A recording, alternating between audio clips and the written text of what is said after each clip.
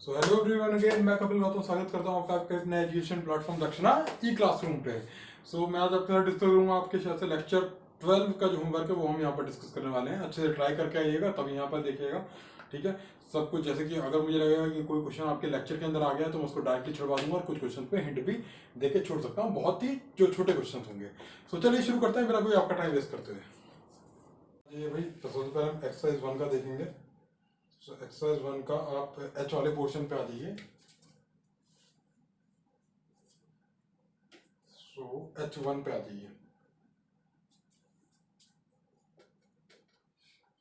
Exercise 1 part 1 H1।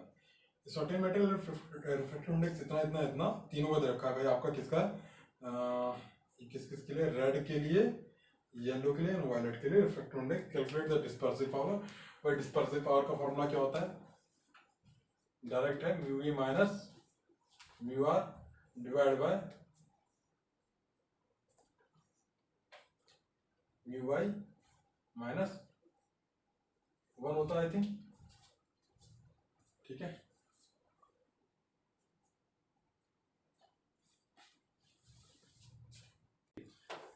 अगले question पे आ जाइए फटाफट। बेकार सा क्वेश्चन था तो आपका H1 आपका। H2 पे आ जाइए। Flint glass prism, crown glass prism. अच्छा इसका रुक जाइए, इसका बी वाला पार्ट भी है ना। जैसे find the angular dispersion produced by the thin prism of angle 6 degree. तो इसके अंदर कुछ नहीं करना है आपका, mu v minus mu r करना है। इनटू में कितना आ जाएगा? 6 degree.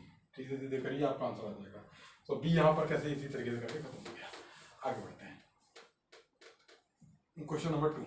The flint glass prism, crown glass prism are combined in such a way that the deviation of mean ray is 0.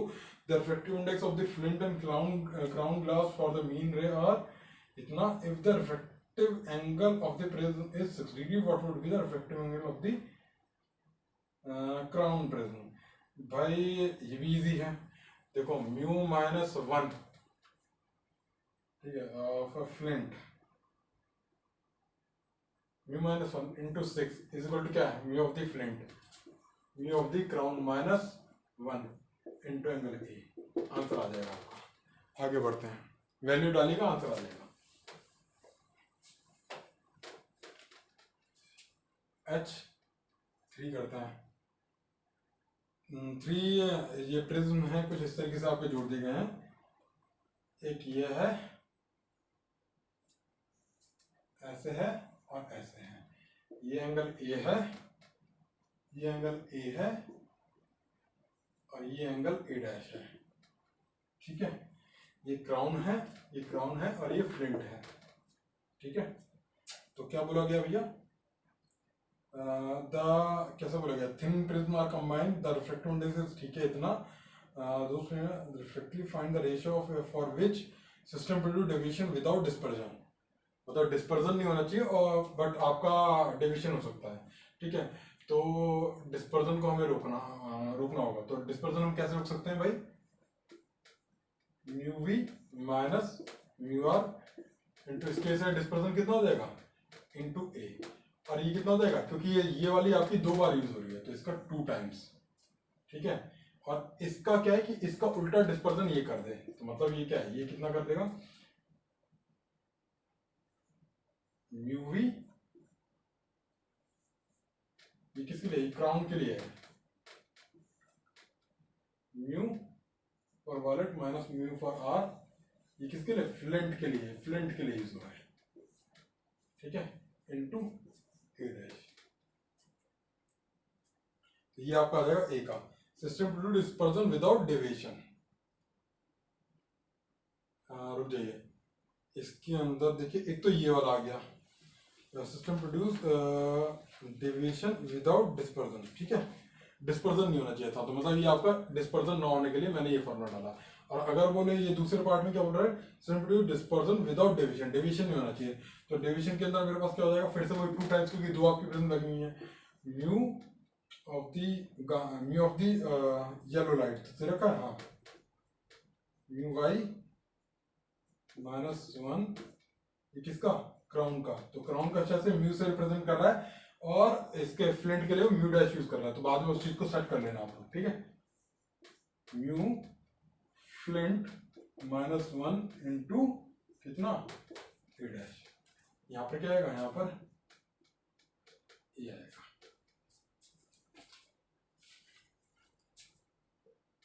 ये हो गया आपका H3 खत्म इस तरीके से।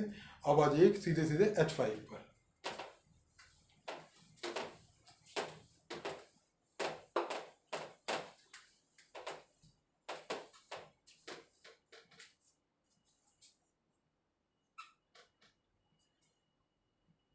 A thin prism of angle 5 degree, ठीक है, dispersive power 0.7, ठीक है, combined with another thin prism having dispersive power 0.08, ठीक है, mu of the y 1.5, the combination produce no deviation in the mean ray, find the angle of the second prism by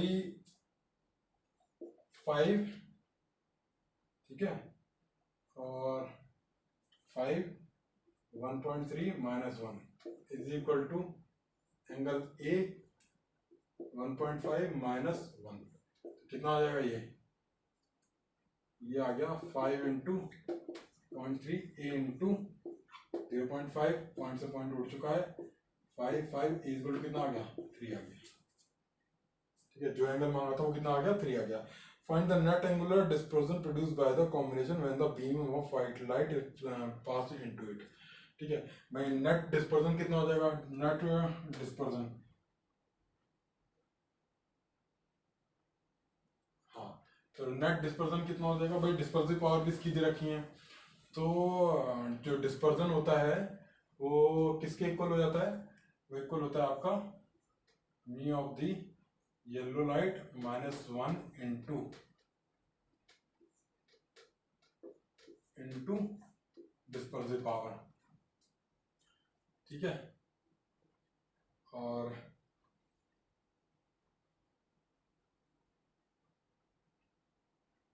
into में क्या होगा, into में आपका इसका angle, तो ये एंगल कितना हो जाएगा भाई, ये एंगल हो जाएगा 5। फिर क्या करना पड़ेगा भाई, ये दूसरा क्या है कि इसका उल्टा इफेक्ट प्रोड्यूस कर रहा है, तो mu of the dash -1 into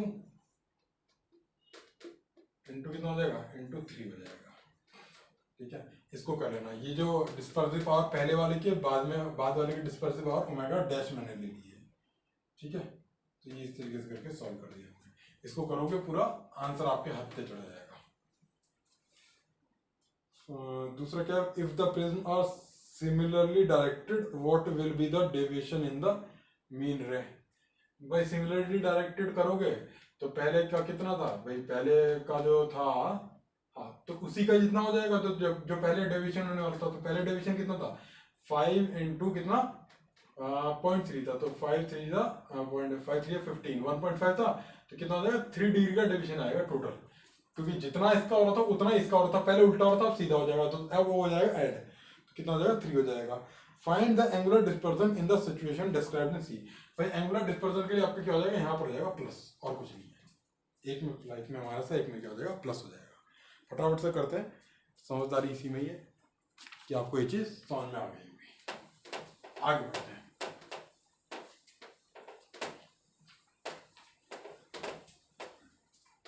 बढ़ते हैं, भैया, आगे बढ़ने में कहा है, दूसरा है आपका पार्ट सेकंड करना है H1 से H8 तक। हाँ,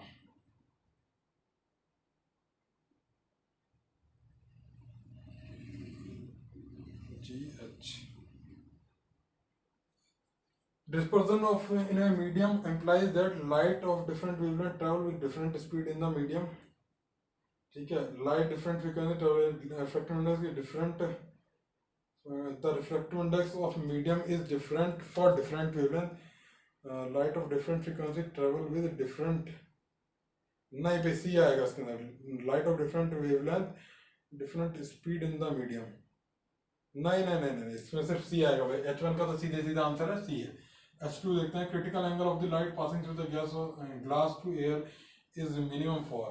भाई क्रिटिकल एंगल किसके लिए मिनिमम होता है, ठीक है भाई, जिसका आपका म्यू जो ज्यादा होगा, जिसका म्यू ज्यादा होगा उसका क्रिटिकल एंगल उतना ही छोटा होगा, तो म्यू आपका किसके लिए ज्यादा होता है, आपका म्यू वॉलेट के लिए सबसे ज्यादा होता है, तो आपको क्या हो जाएगा, वॉयलेट हो जाएगा। सीधे सीधे थ्योरेटिकल आपका क्वेश्चन है। H3 के लिए आते हैं हम जरा। A plain glass slab is placed over various colored, the latter which appear to be raised the least। सबसे least कौन सा भाई, T by mu आपका क्या होता है, आपका apparent उसका वो होता है। तो आपका T by mu सबसे कम किसका होगा, ठीक है, तो इसका मतलब सबसे कम वही रेज करा है, ठीक है। तो किसके लिए होगा भाई, म्यू आपका जिसके लिए सबसे कम होगा उसके लिए आपका क्या है, टी बाई म्यू की, मतलब जो आपका रेज होना चाहिए टी इंटू 1 - 1/म्यू, ठीक है। सो म्यू जो है किसके लिए, जैसे कि वॉयलेट का आपका म्यू जो है बड़ा होगा, ठीक है। अगर वॉयलेट का अगर आपका म्यू बड़ा हो रहा है तो ये आपका माइनस के अंदर है, तो इसके अंदर आपका क्या आ जाएगा, रेड आ जाएगा सीधे सीधे आंसर, क्योंकि ये आपका माइनस के अंदर भी है, ठीक है। तो म्यू आपका छोटा ले लीजिए, छोटा लेने पर क्या हो जाएगा, ये बड़ा हो जाएगा, ये वाली क्योंकि माइनस, ये पूरी होल क्वांटिटी बड़ी हो जाएगी, और बड़ी होने के लिए फिर ये आपका रेड के लिए आ जाएगा, ठीक है। आगे बढ़ते हैं।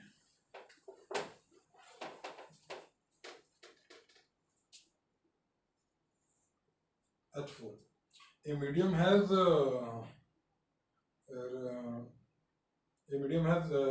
वॉलेट के लिए दे दिया, रेड के लिए दे दिया, देन इट डिस्पर्सिव पावर। तो सिंपल सी बात है, n v minus n r करो अपॉन में n v plus n r divide by 2, क्योंकि ये किसका हो जाएगा, एन वाई हो जाता है -1, आंसर आपके हफ्ते चढ़ जाएगा। आगे बढ़ते हैं।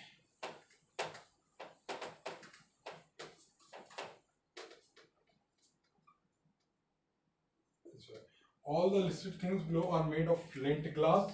Which one of these have greatest dispersive power? ठीक है भाई, डिस्पर्सिव पावर तो आपकी शेप पे डिपेंड ही नहीं करती, तो सभी के लिए all have the same omega, ठीक है, all have the same dispersive power, ये हो जाएगा H6। Light of wavelength 400 angstrom is incident on small angle of a prism, apex angle 4 degree. The prism has इतना, violet के लिए और के लिए इतना, the angle of dispersion produced by the prism in the light is। अरे भाई ये तो सीधे सीधे है ना, एन वी माइनस कितना, एन आर इंटू ए की वैल्यू दे रखी है 4 डिग्री, ठीक है, ये तो हो जाएगा, कितना हो गया 0.502 इंटू 4, 0.08, बी ऑप्शन है इसका। आगे बढ़ते हैं।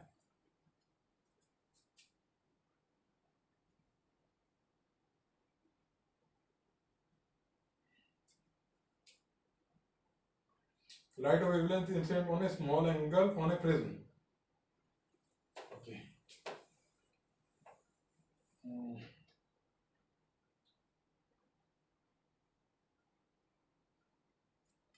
अच्छा ये जो, अच्छा इसके अंदर मेरे ख्याल से डी ऑप्शन होना चाहिए, उसके पीछे रीजन ये क्योंकि आपकी सिंगल वेवलेंथ, भाई आपकी जैसे येलो होती है, आपकी अलग अलग लाइट होती है, जिसके अंदर डी ऑप्शन होगा H6 के अंदर। यहाँ पर मैं थोड़ा सा गड़बड़ बता रहा हूँ आपको, क्योंकि इसके अंदर क्या है कि आपका एक सिंगल लाइट दी है ना, मोनोक्रोमेटिक लाइट के अंदर तो आपका डिस्पर्जन हो ही नहीं सकता, ठीक है।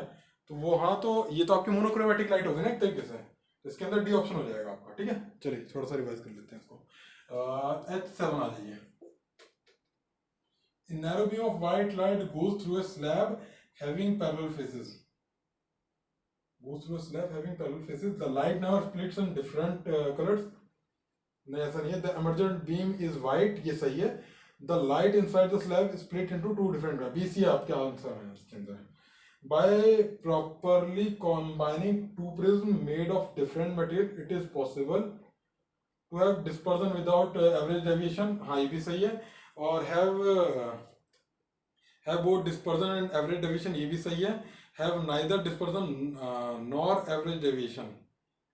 properly combining